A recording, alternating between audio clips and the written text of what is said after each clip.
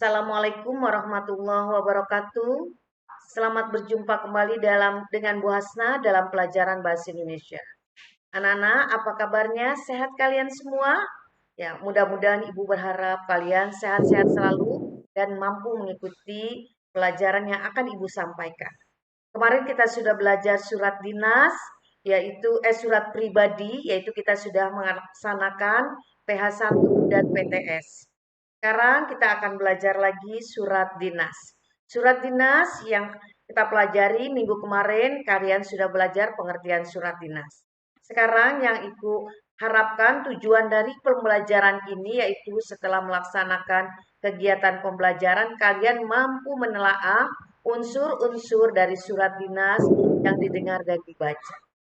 Setelah kalian belajar melaksanakan pembelajaran kita masih sistemnya PJJ, pembelajaran jarak jauh. Kalian akan mengerjakan tugas menelaah unsur-unsur surat dinas. Di mana menelaahnya? Dia belajarnya dari rumah. Dan kerjakan langsung di GCR, yaitu Google Classroom. Yuk, karena kita masih dalam situasi pandemi COVID-19, maka ayo kita disiplin jalankan protokol kesehatan, yaitu sekarang kita patuhi 5M. Memakai masker, mencuci tangan, menjaga jarak, menjauhi kerumunan, dan membatasi mobilitas. Kita mulai dengan pembelajaran yang pertama, yaitu kompetensi dasar. Apa sih kompetensinya? Menelaah unsur-unsur dari surat dinas yang dibaca dan didengar.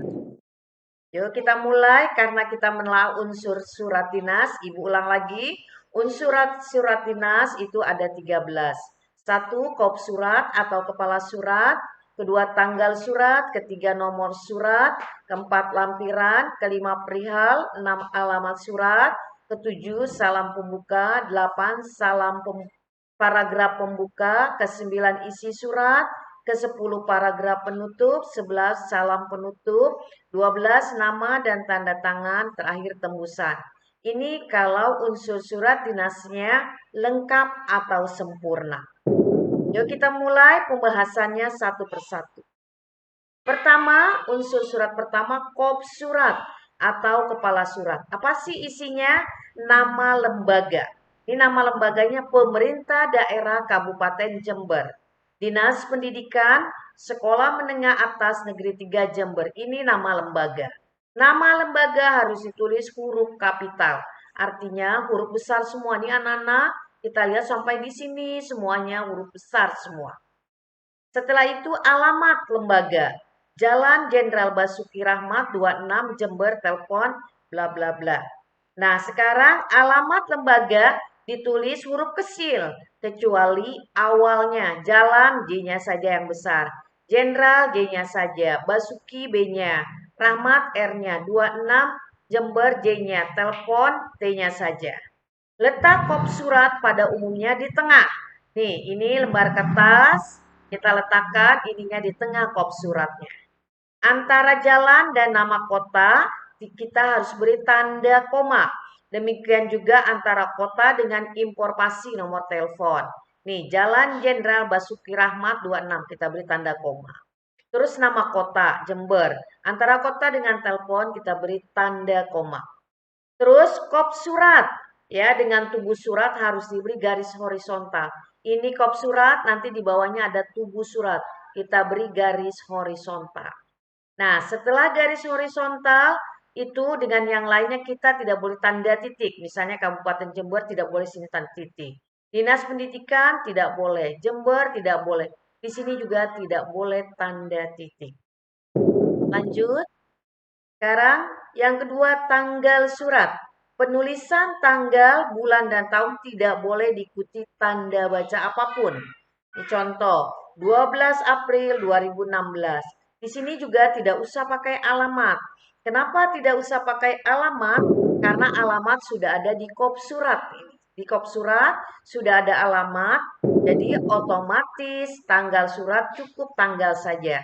Tanggal, bulan, dan tahun. Tanggal 12 April 2016. April tidak boleh disingkat, hanya besar, April tidak boleh disingkat, atau tidak boleh 12 karena April 4, strip 4, strip 2016 tidak boleh. Tahun juga tidak boleh disingkat, harus semuanya ditulis 2016, 2017. Lanjut, kita baca nomor, lampiran, dan perihal. Penulisannya harus menggunakan tanda titik. Nomor tanda titik 2. Lampiran titik 2. Perihal titik 2. Ini sejajar. Nomor 01 jumlah surat yang keluar. OSIS ini adalah nama organisasi. 7 nama bulan, 2012 nama tahun. Jadi kalau nomornya kita baca dari sini. Bulan 7 yaitu Juli. Pada bulan Juli tahun 2012 OSIS telah mengeluarkan jumlah surat 1 buah. Kalau misalnya sudah mengeluarkan jumlah suratnya 20, tulis di sini 20. Kalian menulis surat bulannya misalnya bulan 8, tulis di sini bulan Agustus, bulan 8.